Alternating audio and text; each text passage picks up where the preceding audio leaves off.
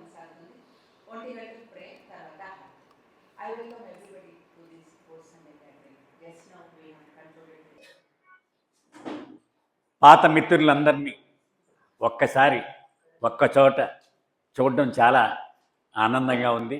I meet all my old friends at one place. It gives me immense Joy. జై బాబా. అయితే ఈరోజు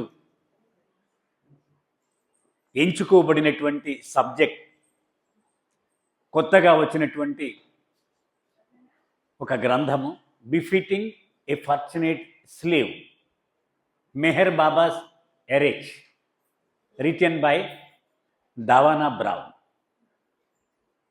అది కొత్తగా ఈ మధ్యన వచ్చిన గ్రంథం అది.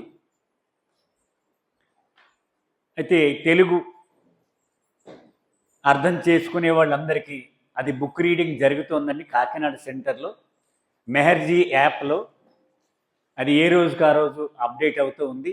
ఆల్రెడీ ఒక 20-25 ఎపిసోడ్స్ అయిపోయినాయి. వినగలిగిన వాళ్ళు వినొచ్చు. మొట్టమొదటి ప్రశ్న, బాబా గురించి చదువుకోవాలి కానీ ఎరిచ్ గురించి మనకి ఏమిటి అవసరము కదా? బాబా బుక్స్ చాలా ఉన్నాయి, అవి చదువుకుంటే చాలదా? ఎరిచ్ గురించి చదవవలసిన అవసరము ఉందా? అది మొట్టమొదటి ప్రశ్న మన మనసులో వస్తుంది కదా. ఎందుకు ఈయన ఎరిచ్ గురించి చెప్తాడైనా? బాబా గురించి చాలా పుస్తకాలు ఉన్నాయి కదా. అది మొట్టమొదట కొంత చర్చ జరిగిన తర్వాత నెక్స్ట్ ఐటెంలోనికి వెళ్దాం. బాబా భగవంతుడు, ఆయన అనంత జ్ఞానము, అనంత శక్తి, అనంత ఆనందము. కాబట్టి ఆయన సందేశాలు చూస్తే మనకి నిరాశగా ఉంటుంది. ఎందుకంటే బ్యాక్ బైటింగ్ చేయకూడదు, అబద్ధం ఆడకూడదు, కపటం ఉండకూడదు. ఇవన్నీ ఆయన భగవంతుడు కాబట్టి ఆయనకి చాలా సులభం అవన్నీ. నాకు ఎలాగూ, నేను మామూలు మానవుణ్ణి కదా, మాయలో బ్రతుకుతూ ఉన్నాను నేను. అంచేత ఆయన చెప్పేది భగవంతుడు కాబట్టి ఆయనకు సులువు, నాకెలాగూ? ఆ ప్రశ్నకు సమాధానంగా ఆయన కొంతమంది రోల్ మోడల్స్ తయారు చేసి పెట్టారు. వాడు నీలాగా మానవుడే కానీ వాడు జీవించాడు చూడు అని మనకు ఉదాహరణలుగా వీళ్ళని తయారు చేసి పెట్టాడు ఆయన. సో వాళ్ళని చూసి మనకి ధైర్యం వస్తుందన్నమాట. ఆయన మానవుడే నాలాగా, కానీ ఆయన ఉన్నాడు కదా, సో నేను కూడా ఒక రోజుకి ఎంతో కొంత అందులో సాధించగలను. అందుచేత వాళ్ళు మన మాయ పరిధిలోనే ఉంటూ ఈ మనసు పెట్టి హింసని భరిస్తూ వాళ్ళు ప్రభువు యొక్క ఆదేశాలను వాళ్ళ జీవితంలో అమలుపరచడానికి విపరీతమైన కృషి చేసి విజయం సాధించారు. అంచేత మనకు అవి ఉదాహరణలుగా ఉపయోగపడతాయి. అవి బాబా జీవితం కంటే ఈ జీవితం మనకు సులభంగా మనం వర్తించుకోవచ్చు. ఆయన భగవంతుడు కాబట్టి ఆయన జీవితం మనకు ఎలాగూ సరిపడదు అది. కానీ ఇవి నాలాంటి మానవుడే కాబట్టి నేను దాని నుంచి కొంత స్ఫూర్తి పొందవచ్చు, కొంత నేర్చుకోవచ్చు. అందుకని వీళ్ళ జీవితాలు మనం చదవడం చాలా లాభదాయకంగా ఉంటుంది మనకి. So coming to English. So today's topic is a new book that is released recently, Befitting a Fortunate Slave, Meher Baba's Erech. It is compiled by Davana Brown. Davana Brown is not a great poet or author. She was assistant to Erech. She came as an young woman. She lived at Merazar, and almost until Erech dropped his body, she was there as his assistant, helping him in correspondence, in typing, and in all daily chores. Everything she would do. So she is competent to write a book on Erech, isn't it? Because she was there with Erech all through, right from morning until evening. She was there with Erech. So when Erech would give talks in the Mandli Hall, Merazar, she was there by his side, recording every talk. And in private talks also, when she would ask something and Erech would then and there, he gives a clarification, she would note down. So she has a big pool with her. So from that, she has compiled this book. That is why it is one of the greatest treasures. I tell you, all youngsters, you have to go through this. Because when you are comfortable with English, when you can buy the book, and only thing is you need to find time. That is up to you. Yesterday we discussed it. Because time is one thing which depends on our brain. We can certainly create if we are very determined. That's it. Because things which we like, we never say, I don't have time. Isn't it? So when we take it like that, we can certainly create a slot. You can get up 1 hour early and read it if you are so interested. Isn't it? Early morning, nobody would be there to pressurize you. So like that. So all youngsters, I request them to kindly take this suggestion a bit seriously. You will be benefited, certainly. Yeah. So మొట్టమొదట ఇరిచ్ గురించి ఎందుకు చదువుకోవాలి తెలుసుకున్నాము. Next దవానా ఎందుకు రాసింది అది కూడా చెప్పుకున్నాం. దవానా ఎరిచ్ దగ్గర అసిస్టెంట్గా ఉంటూ ఉండేది.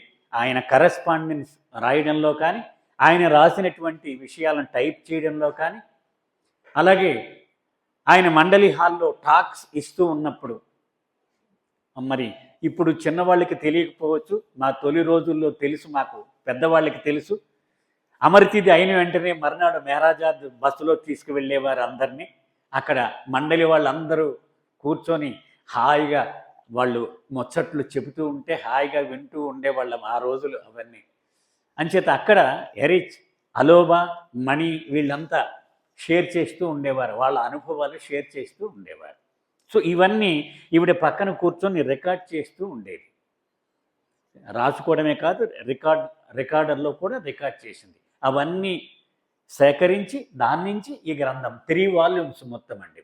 ఇప్పుడు ఫస్ట్ వాల్యూమ్ మాత్రమే రిలీజ్ అయింది. ఇంకా సెకండ్ వాల్యూమ్, థర్డ్ వాల్యూమ్ ఇంకా రిలీజ్ అవ్వలేదు. అవి they are in the printing. Yeah. So ఇది ఉపోద్ఘాతము దీనికి. నెక్స్ట్ అసలు విషయంలోకి వెళదాం.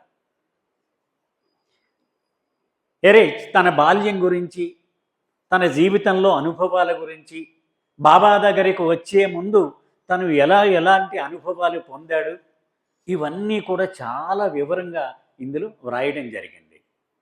అయితే ఒక్క విషయం నేను అందులో గమనించింది ఏంటంటే, ఈ పుస్తకం అంతా చదివితే ఎరిచ్ జీవితం గురించి కొంత అవగాహన మనకు వస్తుంది.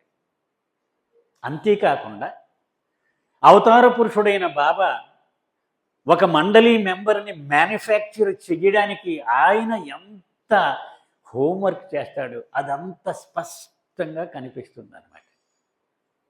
అది చాలా ముఖ్యంగా నాకు అది ఆకట్టుకునే విషయం. అది ఎరిచ్ జీవితం ఓకే, కానీ ఆయన ఎంత శ్రమ పడ్డాడు ఒక్క సోల్ గురించి. అంటే మిగిలిన మండలి వాళ్ళ గురించి కూడా అంత కష్టపడి ఉంటాడు ఆయన. ఒక్క బాబాయే కాదు, 3 సద్గురువులు కష్టపడ్డారండి. ఎరిచ్ కుటుంబాన్ని బాబా దగ్గరికి తీసుకురావడం కోసం 3 సద్గురువులు, తాజుద్దీన్ బాబా, ఉపాసనీ మహారాజ్, హజరత్ బాబాజాన్. ఇవన్నీ కూడా ఈ గ్రంథంలో ఎరిచ్ స్వయంగా చెప్పాడు ఇవన్నీ. తాజుద్దీన్ ఉదాహరణకి, ఎరిచ్ చిన్నతనంలో మిగిలిన మిత్రులతో ఆడుకుంటూ ఉంటే వాళ్ళ ఇంటి దగ్గర నాగపూర్లో తాజుద్దీన్ నడుచుకుంటూ వచ్చి వరండాలో కూర్చొని ఆనందంగా చూస్తూ ఉండేవాటి పిల్లలు ఆడుకుంటూ ఉంటే. అంటే అప్పటి నుంచి అతనికి కనెక్షన్ ఇది. అలాగూ వాళ్ళు తీసుకొచ్చి బాబా దగ్గర, ఆయన పాదాల దగ్గర పెట్టారనమాట. అంటే వాళ్ళకి ఎంత యాంగ్జైటీ, వాళ్ళకి ఆతృత, ఇతను తీసుకొచ్చి బాబా దగ్గర పెట్టాలి అని. అలాగే నాగపూర్లో జైల్లో ఉండేవాడు, మీకు తెలుసు కదా, మానసిక శరణాలయంలో ఉండేవాడు ఖైదీలాగా తాజుద్దీన్ బాబా. అక్కడ ఈ రాళ్ళు మొయ్యడం ఇవన్నీ మనకు తెలుసు. ఈ గమ్మెల పైకి గాల్లో నిలబడేది, 6 అంగుళాలు ఆయన తల మీద ఆనేది కాదు. కాబట్టి ఆ చీఫ్ మెడికల్ ఆఫీసర్ అతనికి డిసైపుల్ అయిపోయాడు.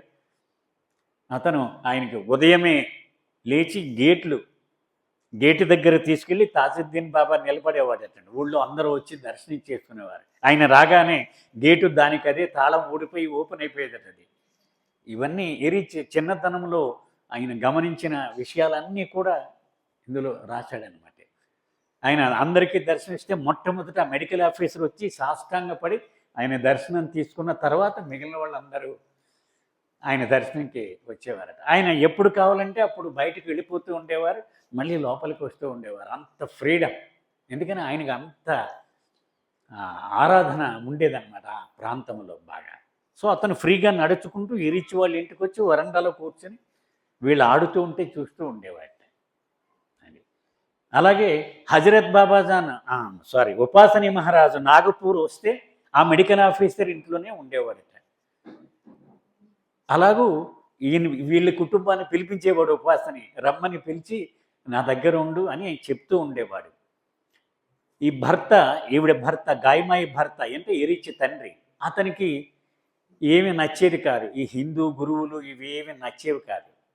ఎందుకని అతను జొరాస్ట్రియన్ మతస్థుడు. అతను పూర్తిగా ఎగతాళి చేసేవాడు ఉపాసని. మీ జొరాస్టర్ ఇక్కడే ఉన్నాడు ఇప్పుడు, ఎక్కడో లేడు మీ జొరాస్టర్ అని అతను నెమ్మదిగా చెప్తూ ఉండేవాడు. బాబా దగ్గరికి అలాగూ వాళ్ళందరినీ తీసుకొచ్చాడు. అలాగే హజరత్ బాబాజాన్ కూడా. సో ఇవన్నీ కూడా అందులో చూస్తే నాకు అనిపించింది అనమాట. ఒక్క ఎరిచి జీవితం ఒక్కటే కాదు, వీళ్ళందరూ పడిన శ్రమ, వాళ్ళ ఆరాటం, వాళ్ళ ఆతృత, ఇదంతా కూడా మనము చూడొచ్చు. అంటే ఒక ఆత్మని తయారు చేయాలంటే ఆయన ఎంత హోంవర్క్ చేస్తాడు ఆయన ప్రతి స్టెప్లోనూ. అది క్లియర్గా అనమాట. ఎరిచ్ కూడా చాలాసార్లు నిర్మోహమాటంగా చెప్తూ ఉంటాడు, నేను చిన్నతనంలో నాకేమీ స్పిరిచువల్లీ ఇంక్లైన్ అనుకోవద్దు మీరు, నాకు సైన్స్ అంటే ఇష్టము, నాకు అసలు ఆధ్యాత్మికత అంటే ఇష్టం ఉండేది కాదు.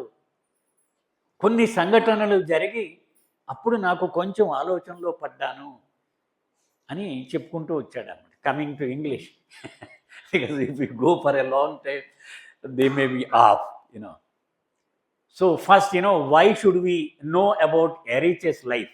That we have discussed. Now, coming into this book.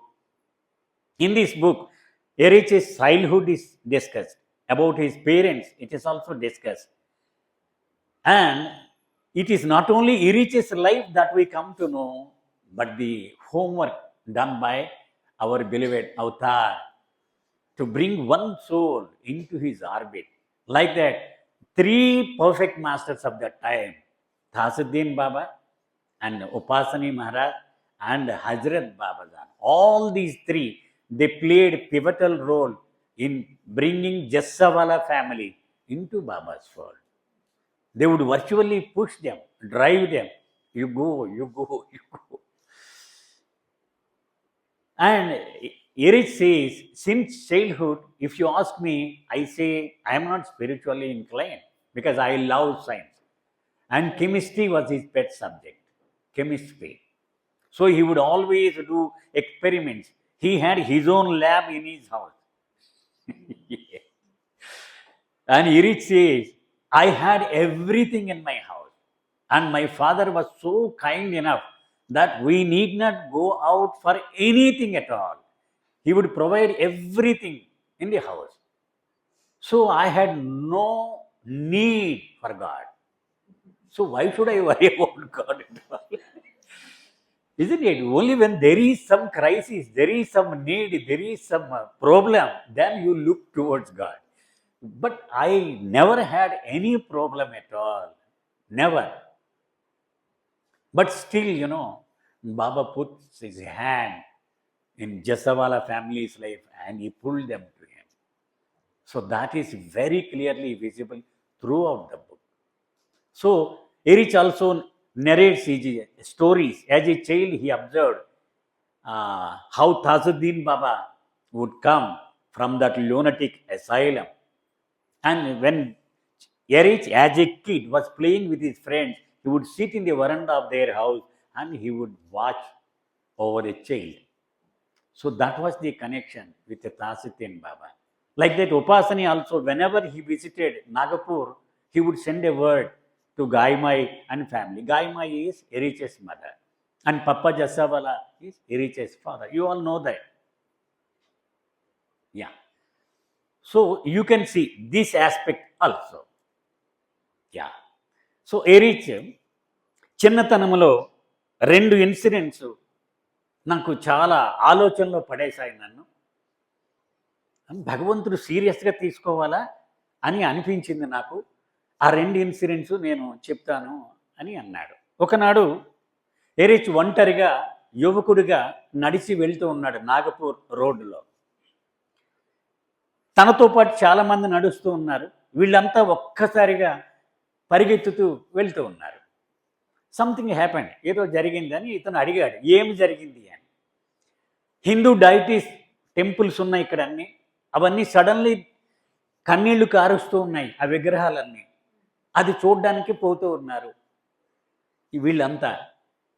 ఆశ్చర్యపోయాడు, అదేంటి టెంపుల్లో ఐడల్స్ కన్నీళ్లు కారుస్తాయా? ఎప్పుడు కారుస్తావు కదా, కానీ అన్ని టెంపుల్స్లో డైటీస్ కన్నీళ్లు కారుస్తున్నాయి అని విన్నాడు. కాసేపటికి వార్త ఏంటంటే తాజుద్దీన్ బాబా చనిపోయాడు. అంటే ఆ కనెక్షన్ ఉందన్నమాట.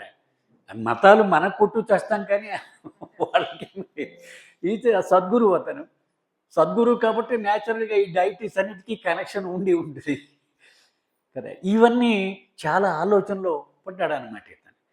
ఏదో ఇది ఎంత కర్మకాండ, ఇదంతా షరియత్, ఇదంతా వేస్ట్ అనేటువంటి భావనలోనే పెరిగాట ఎరిచ్ చిన్నతనం నుంచి. తల్లి ఎప్పుడు చెప్తూ ఉండి ఇవన్నీ వేస్ట్, ఇవన్నీ అసలు భగవంతుడే మూలము అని చెప్తూ ఉండేది. సో ఇతనికి అదే ఇంప్రెషన్ ఉండేది. కానీ మరి ఇవి జరుగుతున్నాయంటే ఏదో ఉంది, వీటన్నిటి వెనుక ఏదో సత్యము దాగి ఉంది అని. ఈ ఒక ఇన్సిడెంట్ కొంచెం నాలో ఒక ఆలోచన రేకెత్తించింది అన్నాడు. ఇక రెండవ ఇన్సిడెంట్, నాగపూర్ పక్కనే ఒక టెంపుల్ ఉందట ఒక గ్రామంలో. ఇతను అలా గ్రామం నడుచుకుని వెళ్ళి చాలా లాంగ్ డిస్టెన్స్ నడవడం చిన్నప్పటి నుంచి అలవాటు అని చెప్పాడు ఎరిచ్. చాలా దూరం అలా గ్రామాలన్నీ నడుచుకుంటూ వెళ్ళాను అని చెప్పాడు. వెళ్తూ ఉంటే అక్కడ ఒక టెంపుల్ ముందు వందలాది మంది ఉన్నారు. లోపల నుంచి గంటలు సౌండ్లు వినపడుతూ ఉన్నాయి. ఏంటి అని అడిగాడు. అక్కడ అడిగితే నాగదేవత టెంపుల్ ఇది, లోపల ఏదో పండగ జరుగుతోంది అందుకని చూశాడు. ఓహో, అయితే యానిమల్స్ని కూడా వీళ్ళు వర్షిప్ చేస్తారన్నమాట, బాగానే ఉంది అనుకున్నాడు. సరే కాసేపటికి ఆ వందల మంది బయటికి పరిగెత్తుకుని వచ్చేసారు. వచ్చేస్తే మళ్ళీ అడిగాడు, ఏమైంది, ఎందుకలా పరిగెడుతున్నారని. ఆ విగ్రహం దగ్గర నిజం పాము వచ్చింది. ఆ పాముని చూసి భయపడి వీళ్ళంతా బయటికి పారిపోతూ ఉన్నారు అని చెప్పాడు. చెప్పగానే ఆశ్చర్యపోయాడు, ఇదేంటి వీళ్ళు ఆరాధించే పామే కనపడితే వీళ్ళు పారిపోవడము, ఇంత కపటమా, ఇదంతా నిజం కాదా? అంటే ఈ కాన్ఫ్లిక్ట్స్ నాకు చిన్నప్పటి నుంచి నా మనసులో ఉండేవి ఇవన్నీ అని అతను రాసుకున్నాడు అనమాట ఇవన్నీ. So coming to English, so Erich said 2 incidents that I observed in my childhood and as an young man, they had some telling impact on my thinking. So 2 incidents. Number 1 incident is, one day he was walking along the road of Nagapur city, and some other people also were walking along with him. Suddenly he noticed that all the people, they were rushing towards some place. So he inquired, what is the matter? They said all the deities in the temples in Nagapur, suddenly they started shedding tears. So they want to witness that. That is why they are rushing forward. So after some time, Erich came to know that Tajuddin Baba of Nagapur, he dropped his body. So there is some link across the religions. So there is some link, isn't it, with the deities and the perfect masters. So as a child, his mother, she impressed upon the children that Shariat is of no use, useless. All this karma kanda, these ritual ceremonies and all this. True worship, it only matters. So that impression he had since a child. He was a child. So now he is under a conflict because there is some truth. There is some truth. I cannot totally brush aside this as a dogmatic, isn't it? So another incident is, Erich says, since my childhood, I am used to taking long walks 5 miles, 6 miles, 7 miles. So that is also Baba's homework, he says. Because Baba made him walk all his life.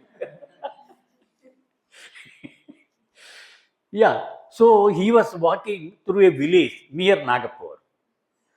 Suddenly he found, several people going into one temple. And on inquiry, he came to know that it was dedicated to snake god. So he felt very happy. Oh, these people worship animals also. Nice. But after some time, all the people were rushing out of the temple. Then he inquired what happened. Real snake appeared, near the idol in the temple. So they were running out. Then he was in a fix. The height of hypocrisy. They say they worship that snake. But when snake appears, they run out. And Irich would explain. We think that, Baba should manifest in front of me, isn't it? I want to see him. But out of compassion, he hides himself. That is what Irich said. Because when he manifests here, we can't stand before him. Just like that snake. If the real snake comes, everyone would run away. Like that, if Baba manifests himself here, it is doubtful that all of us can stand here. Isn't it? We are not ready for that. We are not ready for that. That is one of the conditions put by Baba for his manifestation. When you are ready to receive me, ready to welcome me, I will manifest. That preparation is yet to take place, perhaps. Yeah. So, Irich ఆయన బాల్యం గురించి చెప్పాడు. మా ఇంటిలో నాకు అన్నీ ఉన్నాయి. Ice cream కావాలంటే మా అమ్మ వండి పెట్టేది. 15 మంది వర్కర్స్ ఉండేవారు మా ఇంట్లో. 15 మంది వర్కర్స్. చాలా రిచ్. నాగపూర్లో 1, 2, 3లో మా ఫాదర్ ఉండేవాడు.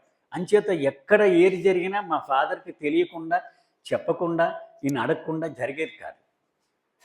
సో అంత సంపన్నులు. ఫ్రెండ్స్ అందరినీ ఇక్కడికే తీసుకురమ్మనేది. బయటికి హోటల్స్కి వద్దు, నువ్వు పిలిచి ఇక్కడ పార్టీ చేసుకోనేదట. ఇక్కడే అందరు ఫ్రెండ్స్, ఐస్ క్రీమ్స్, ఫుడ్ అన్నీ ఇక్కడే తయారవుతూ ఉండేవి. 2-3 ఎకరాలు ప్లేస్ అదంతా. అన్ని గార్డెన్ ఉండేది. Eruch was an expert in gardening since he childhood. అవన్నీ ఇక్కడే చేస్తూ ఉండేది. కానీ నేను చాలా హాయిగా ఉన్నాను అనుకోకండి అన్నాడు ఈరిచ్. ఎందుకని? మా మదర్ స్ట్రిక్ట్ డిసిప్లినేరియన్. 4 o'clock లేపేసేది. When he was 8 year old, 10 year old, 4 o'clock లేపేసి వీళ్ళిద్దరి చెల్లెళ్ళు వాళ్ళని ముగ్గురిని కలిసి 2 kilometers వాకింగ్ మొత్తం గార్డెన్లో ఇదంతా. 4 o'clock లేచి. అంటే అంత స్ట్రిక్ట్గా పెంచింది మమ్మల్ని. అక్కడ కూడా బాబా హ్యాండే అంటాడు ఈరిచ్. ఎందుకని? All my life I spend sleepless nights. That was the ground prepared by Baba. అది నిద్ర తట్టుకోలేక వీళ్ళు ముగ్గురు ఒకరికొకళ్ళు నిలబడి ఇలా జారబడి నిద్రపోయేవారట మధ్యలో గార్డెన్లోకి వెళ్ళి. ఇది మదర్కి రిపోర్ట్ చేస్తే ఆవిడ ఒక గార్డెనర్ని స్పైగా పెట్టేదట, నిద్రపోతున్నారు. అంటే అంత స్ట్రిక్ట్గా నేను పెరిగాను అని చెప్పాడు. ఇంకా అన్ని పనులు నేర్పించిందట ఆవిడ. ఉదాహరణ, చెప్పులు కుట్టడం కూడా ఒక కాబ్లర్ని పిలిపించి నేర్పించిందట ఈరిచ్కి. తర్వాత జీవితంలో బాబా చెప్పులు రిపేర్ చేసి పెట్టేవాడిని అని చెప్పాడు అతను. ఆ టూల్స్ పెట్టుకొని అవన్నీ ఆ దారం పెట్టి అవన్నీ పేస్ట్ చేసి ఇవన్నీ చేసేవాడిని. టైలరింగ్ నేర్పిందట. బాబాకి అవసరమైతే రిపేర్ చేసేవాడిని అని చెప్పాడు. మొత్తం అన్ని పనులు. ఏది కార్పెంటరీ కూడా, వర్క్షాప్స్ వాళ్ళ ఫాదర్ అరేంజ్ చేశారట. ఇవన్నీ వాళ్ళ మదర్ నేర్పుతూ ఉండేదట. ఇవన్నీ ఎందుకంటే బాబాస్ హ్యాండ్ ఈజ్ దేర్. అన్నీ నాకు మొత్తం తయారు చేసి పెట్టాడన్నమాట. రెడీమేడ్ అనమాట, రెడీ టు యూజ్. బాబా దగ్గరకు వచ్చేటప్పటికి ఈ వాజ్ ఏ రౌండెడ్ పర్సనాలిటీ. అన్నిట్లో వర్సటైల్ అయిపోయాడు అనమాట. ఇది అంతా. ఇంకా ఈ 18 మంది వర్కర్స్ ఉండేవారు.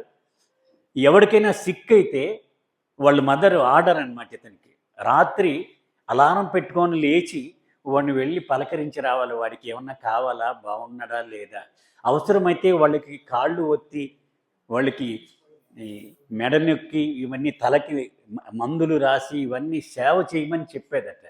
Don't see a servant in him, is a human being, is just like you, వాళ్ళు గాడ్ ఉన్నాడు అని. అంటే ఆవిడ చిన్నతనం నుంచే ఇతనికి అదంతా నేర్పిందనమాట. So I never lived like a master. అది అంటే అంత చిన్నతనం నుంచి వీళ్ళకి నేర్పి పెట్టిందనమాట ఇవన్నీ. మొత్తం ఆ ముగ్గురు చెల్లెళ్ళు కూడా చెప్తారనమాట ఇందులో, ఈ బుక్లో వాళ్ళ ఇంటర్వ్యూస్లో ఎరిచ్ చెప్తూ ఉంటే యాడ్ చేస్తూ ఉంటారు వాళ్ళు కూడా, ఆ జ్ఞాపకం చేస్తూ ఉంటారనమాట. ఒక్కసారి కూడా అబద్ధం చెప్పకుండా ఉండాలని ఆవిడ వీళ్ళని ఇంప్రెస్ చేస్తూ ఉండేది. వీళ్ళు కూడా మ్యాక్సిమం ట్రై చేస్తూ ఉండేవారు. అది ఇలాగా డీటెయిల్స్ అన్నీ కూడా అందులో వాళ్ళ చైల్డ్హుడ్ డీటెయిల్స్ చాలా ఎక్కువ రాశారు. అంటే వాళ్ళ చైల్డ్హుడ్ మనకు అవసరం లేదు, కానీ బాబా హ్యాండ్ మనకి ఇక్కడ కనపడుతుందన్నమాట. ఆయన చాలా రోజులు ఆహారం లేకుండా ఉన్నాడు. ఎరిచ్ ఒక చోట చెప్తాడు, 30 చపాతీలు తినేవాడిని అని చెప్తాడు. చాలా చిన్నప్పటి నుంచి వాళ్ళమ్మ మొయ్యలేకపోయేదట, అంత బలంగా ఉండేవాడు. అందరూ ఫ్యాటీ ఫ్యాటీ ఫ్యాటీ అని పిల్లలు ఏడిపిస్తూ ఉండేవారట. అది అంత బలంగా ఉండేవాడు. బాబా అడిగేవారు, ఏడి ఎరిచ్ అని అడిగేవారట. ఆయనకి ఏదో అర్జెంటు ఒక మెసేజ్ చెప్పాలనో ఏదో, వాడు తింటున్నాడని చెప్తే బాబా చాలా చికాకు పడేవారు అనమాట. I may not get the mood again to give this message.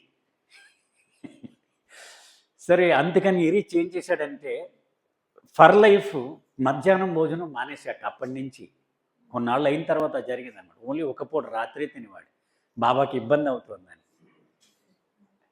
అది అంటే 30 చపాతీస్ తినే స్టేజ్ నుంచి స్కిప్ చేసేసాడు అతను.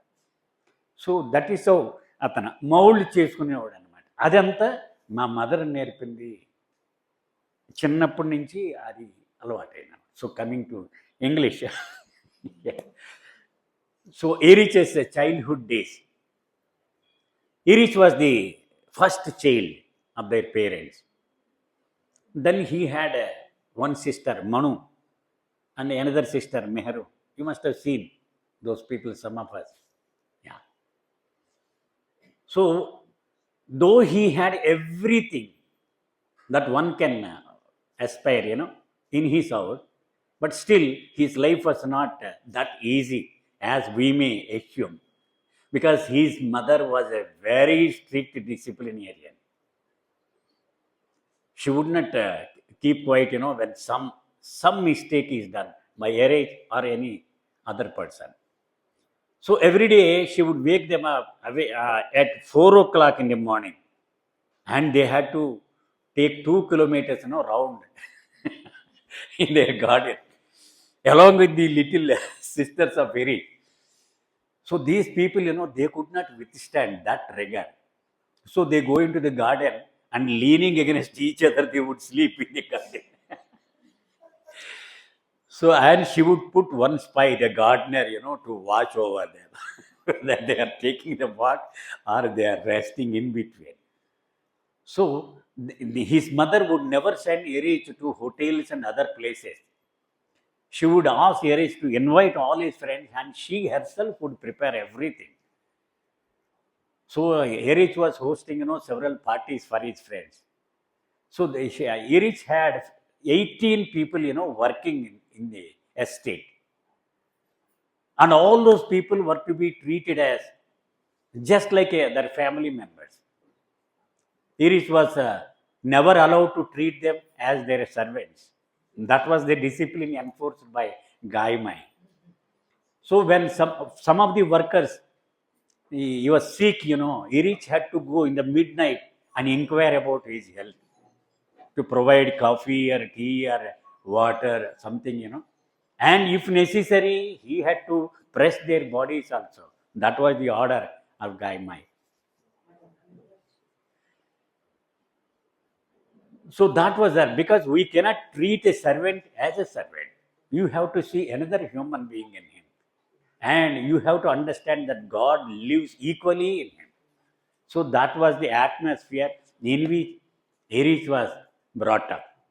And Gaimai arranged for all types of art, like a cobbler was brought and Irich was taught how to make sandals. Like that, stitching also, stitching clothes, tailoring, everything Irich knew. And cooking also, Irich knew.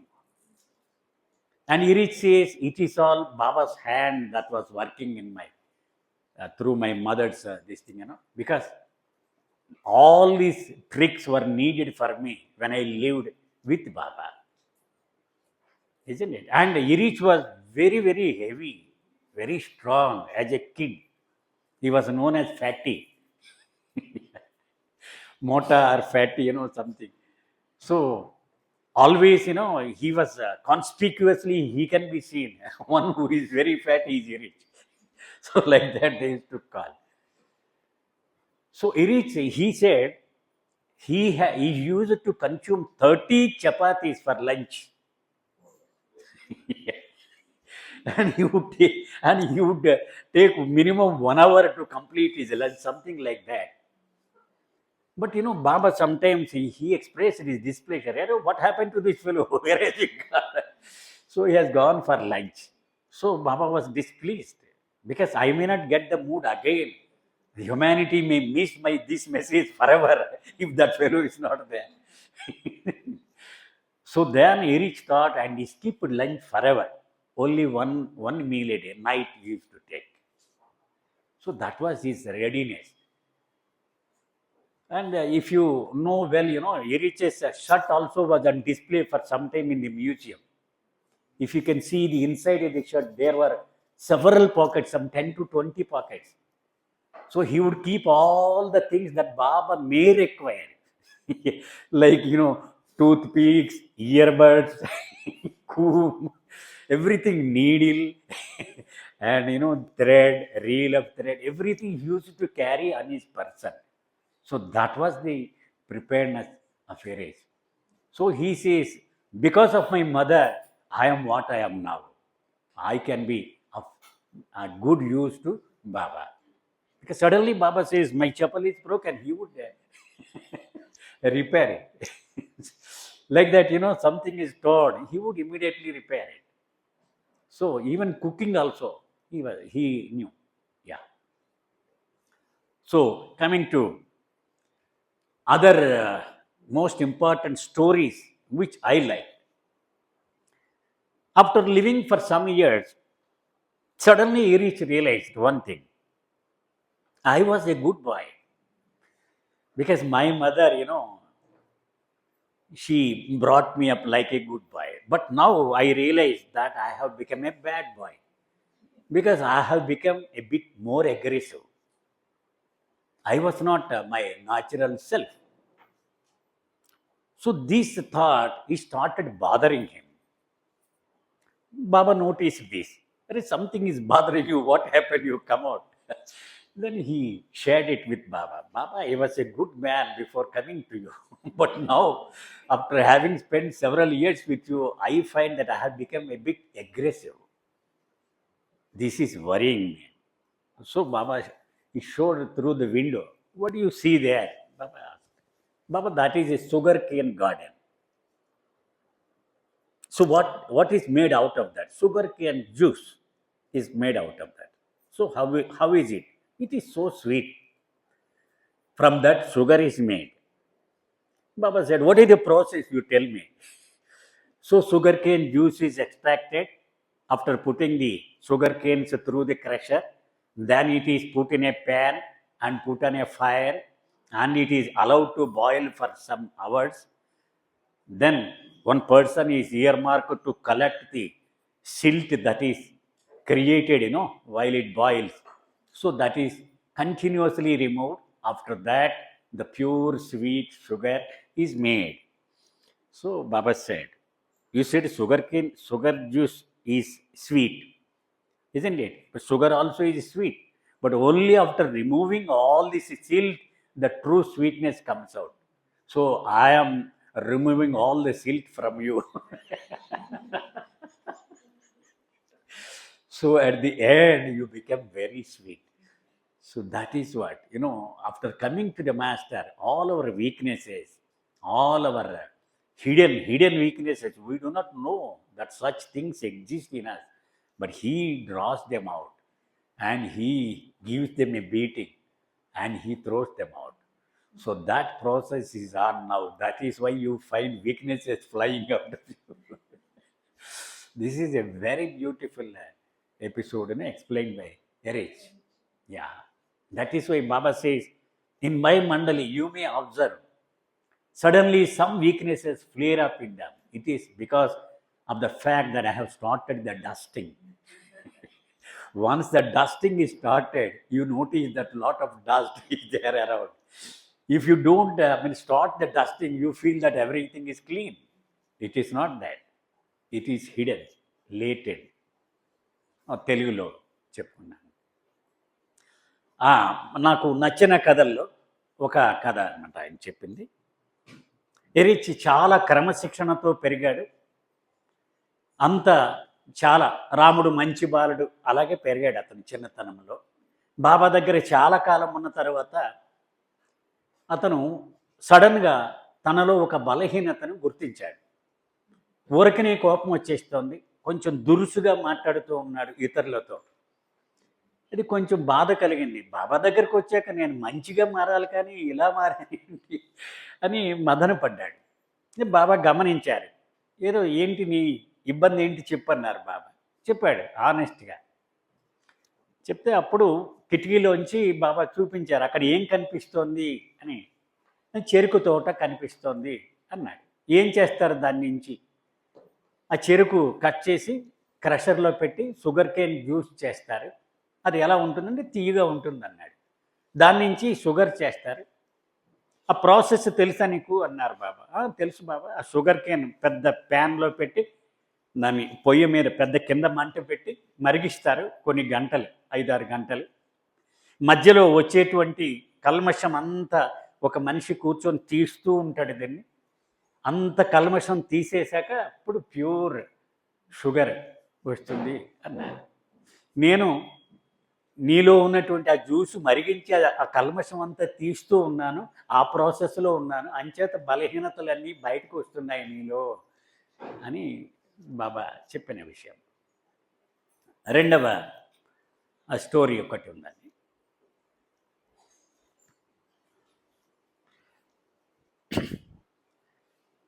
బాబా మీద మనము ఎలా depend అవ్వాలి, ఆయన మీద ఎలాగూ ఆధారపడాలి, దీని గురించి బాబా చెప్పిన విషయమే ఎరిచ్ చెప్పాడు. ఒక ఆధ్యాత్మికంగా ఆసక్తి ఉన్నటువంటి ఒక వ్యక్తి ఉండేవాడు. అతను భగవంతుణ్ణి పొందాలి, అతని మీదే ఆధారపడి జీవించాలి అని నిర్ణయం చేసుకున్నాడు. ఇది సూఫీ కథ కాబట్టి అరేబియా ప్రాంతంలో జరిగిన కథ ఇదంతా. సరే, భగవంతుడు కరుణతో నాకు నీళ్లు కావాలి అంటే ఎడారిలో ఇలా అని వయాసిస్ సృష్టించవచ్చు, కనీసం నా దగ్గర ఒక తాడు బకెట్ ఉంటే కనీసం ఉపయోగమని ఈ తాడు బకెట్ పట్టుకొని వెళ్ళాడు. చాలా మొదటి రోజు చాలా ధైర్యంగా ఎడారిలో నడుచుకుంటూ వెళ్ళాడు, భగవంతుడిని తలుచుకుంటూ హాయిగా. రెండో రోజుకి నీరసం వచ్చింది కొంత, మరి ఎండ కదా. రెండో రోజుకి కొంచెం స్పీడ్ తగ్గింది. మూడో రోజు వచ్చేటప్పటికి కాళ్ళు బొబ్బలు కూడా వచ్చాయి. దాహం వేస్తోంది. కూడా తెచ్చుకున్న వాటర్ అయిపోయింది. అక్కడెక్కడ ఎడారిలో వాటర్ దొరకదు. ఇక 4వ రోజు వచ్చేటప్పటికి పరిస్థితి తీవ్రమైంది. ఇక నడవలేకపోతున్నాడు. కింద నేల మీద ఇసుకలో పాకుతూ ఉన్నాడు. భగవంతుడిని గట్టిగా తలుచుకుంటూ ఉన్నాడు. నీ మీదే ఆధారపడి వచ్చేసాను నేను, అన్నీ విడిచిపెట్టేశాను నేను అని. దూరంగా కొంచెం దూరంలో ఒక 100 జింకలు ఇలా నేల మీద ఇలా వంగి ఉన్నాయి. చూశాడు, దూరంగా కనపడుతున్నాయి. అంటే గ్యారంటీగా నీరు ఉండుంటుంది. ఇన్ని 100 జింకలు ఒక్కచోట కిందకి ఇలా వంగి ఉన్నాయంటే ఖచ్చితంగా ఇక్కడ నీరు ఉండుంటుంది. లోపల ఆశ వచ్చింది ఇతనికి. నెమ్మదిగా ఓపిక తెచ్చుకొని కొంచెం దగ్గర వరకు పాకాడు. పాకేటప్పుడు ఒక జింక లేచి ఇతని కేసు చూస్తే నీళ్లు కారుతున్నాయి నోటి నుంచి. ధైర్యం వచ్చింది, ఇక భగవంతుడు నా ప్రార్థన విన్నాడు. మిగిలిన జింకలన్నీ ఇతను చూసి పారిపోయినాయి అన్నీ. ఇతను అక్కడికి వెళ్ళాడు, నీళ్లు కనపడ్డాయి. భగవంతుడికి కృతజ్ఞతలు చెప్పుకొని ఇలా చూసేటప్పటికి నీళ్లు లోపలికి వెళ్ళిపోతున్నాయి. ఈ బకెట్ వేసాడు, తాడు ఉంది కదా, ఇది ఎంత లోతైతే ఉందో ఈ తాడు, అది దాటి ఒక అడుగు వెళ్ళిపోయింది నీరు. వెళ్ళిపోతే ఇంకా కష్టం అనిపించింది, ఇంకా దుఃఖం వచ్చింది. ఆ జంతువులకైతే నువ్వు ఇచ్చావు కదా నీరు, నాకు ఎందుకు ఇవ్వవు ప్రభు అని ఏడ్చాడు. అప్పుడు భగవంతుడు గొంతు ఇలా వినిపించిందట, నీవు బకెట్ని తాడుని నమ్ముకున్నావు, నన్ను నమ్ముకోలేదు. ఆ జంతువులు నన్ను నమ్ముకున్నాయి కాబట్టి వాటికి నీళ్ళు ఇచ్చాను. వెంటనే బకెట్ తాడు విసిరేస్తే ఆ నీరు నెమ్మదిగా పైకి వచ్చి ఇతను అందుకునేదాకా, ఈ చేయి పెట్టి ఇలా అందుకునేదాకా వచ్చాయి. అప్పుడు నీళ్లు తీసుకొని తాగేసి తృప్తిగా వెళ్తూ ఉన్నాడు. ఆనందంతో వెళ్తూ ఉంటే అక్కడ ఒక సద్గురువు చుట్టూ శిష్యులు కూర్చుని ఉన్నారు. భగవంతుడి మీద సంపూర్ణముగా ఆధారపడి జీవించడం అంటే ఏంటో ఆయన ఒక ప్రవచనం చెప్తూ ఉన్నాడు. ఇది విన్నాడు. నాకు ఇప్పుడే అనుభవం జరిగింది, నేను చెప్తే బాగుంటుందని అది అడిగాడు. నాకు ఇప్పుడే అనుభవం అయింది, నేను చెప్పొచ్చా అన్నాడు. చెప్పమన్నాడు. చెప్పాడు. వెంటనే సద్గురువు అన్నాడు, పిచ్చివాడ, ఇది భగవంతుడి మీద ఆధారపడడం కాదు, తాడు మీద బకెట్ మీద ఆధారపడ్డం. ఇది భగవంతుడి మీదే నువ్వు నిజంగా ఆధారపడి ఉంటే ఆ జంతువులకి నోటి వరకు వచ్చింది వాటరు, నీకు నోటి వరకు వచ్చింది.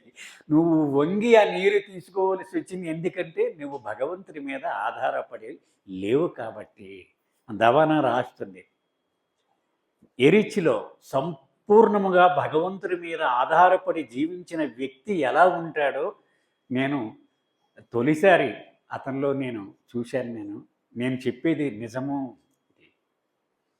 అది చాలా వండర్ఫుల్ అబ్జర్వేషన్ అనమాట. అంటే బాబా మీదే ఆధారపడి జీవించడం అంటే ఎరిచ్ని చూస్తే మనకి తెలుస్తుంది. So coming to English. So Erich would narrate one story explained by Baba. When Baba explains, he would enact the roles. Suppose 4 roles are there, he would enact each role. Like, mono action like. So because, he cannot talk, So he would enact. So in this, one spiritual aspirant, he wanted to rely totally on God and search for God. So he decided. It was in the Arab world, this is Sufi story. So before going into the desert, he thought, God in his mercy may create a oasis for my sake, but at least I should have a bucket and rope. Isn't it? So he just carried one bucket and rope with him. And he went into the desert in search of God. The first day he took long strides, happily, because full of energy and water is there with him. Second day, he became a bit weak. Third day, he had blisters on his soles and the feet. And water also is exhausted. So fourth day, he had to crawl in the sand because his legs would not support him. So he was calling out for God's help. I have come depending on you entirely. Now you need to take care. Like that.